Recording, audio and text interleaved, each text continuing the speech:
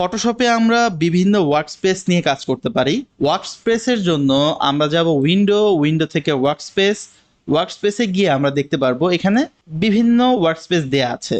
যেটা এখন বর্তমানে আমরা আছি সেটা হচ্ছে ফটোশপ এসেনশিয়াল। এছাড়া আমরা যদি 3D নিয়ে কাজ করতে চাই তাহলে 3D ওয়ার্কস্পেস নিয়ে কাজ করতে পারবো। গ্রাফিক্স এবং ওয়েবের জন্য যে ওয়ার্কস্পেসটা আছে সেটা নিয়ে কাজ করতে পারবো। প্রিন্টিংয়ের জন্য আলাদা একটা ওয়ার্কস্পেস আছে।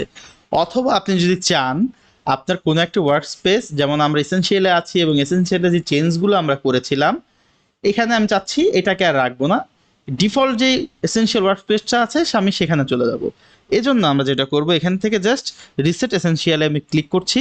ক্লিক করার সাথে সাথে আমরা যে ডিফল্ট এসেনশিয়াল ওয়ার্কস্পেসটা আমাদের ছিল সেখানে আমরা ফেরত চলে আসলাম। অথবা আমরা যদি চাই এখান থেকে আমরা পেইন্টিং এর জন্য যে ওয়ার্কস্পেসটা আছে সেটাতে যাব, জাস্ট এখানে ক্লিক করব। ক্লিক করে আমরা পেইন্টিং ওয়ার্কস্পেসে চলে আসছি এবং আমরা এখানে দেখতে পাচ্ছি ফ্লোটিং প্যানেলে বেশ কিছু চেঞ্জ আছে।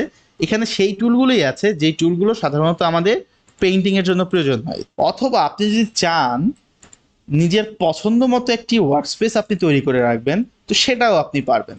তো সেটার জন্য কি করা যায়, যেমন আমি এই লার্নটাকে এখান থেকে রিমুভ করে দেই, ক্লোজ দিয়ে আমি লার্নটাকে রিমুভ করে দিলাম। রিমুভ করে দেওয়ার পর এখন আমি যদি চাই যে আমার যে ওয়ার্কস্পেসটা আছে এটাকে আমি আমার মতো করে সাজাবো, তাহলে কিভাবে করতে পারি? যেমন আমি এখান থেকে উইন্ডো থেকে প্যারাগ্রাফটা আমাদের ফ্লোটিং প্যানেলে থাকবে, আমি জাস্ট প্যারাগ্রাফে ক্লিক করছি।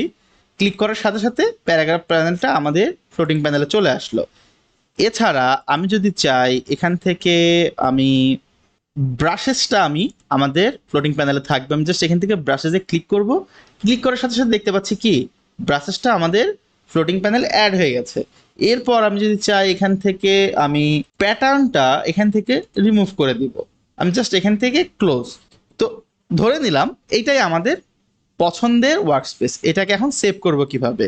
এটা সেভ করার জন্য আমরা চলে যাব উইন্ডো থেকে ওয়ার্কস্পেস থেকে আমরা নিউ ওয়ার্কস্পেস ক্লিক করব। ক্লিক করে আমাদের ওয়ার্কস্পেসের যে নাম আসবে সেই নামটা আমাদের দিয়ে দিতে হবে। আমি এই ওয়ার্কস্পেসের নাম দিচ্ছি আতিক, দিয়ে আমি এটাকে সেভ করে দিলাম। সেভ করে দেওয়ার পর আমরা আবার উইন্ডোতে যাব, উইন্ডো থেকে ওয়ার্কস্পেসে গিয়ে আমি অন্য একটাতে চেঞ্জ করে ফেলি। ধরে নিলাম এবার আমরা মোশনে যাচ্ছি। মোশনে যাওয়ার পর আমাদের ওয়ার্কস্পেসটা চেঞ্জ হয়ে গেছে।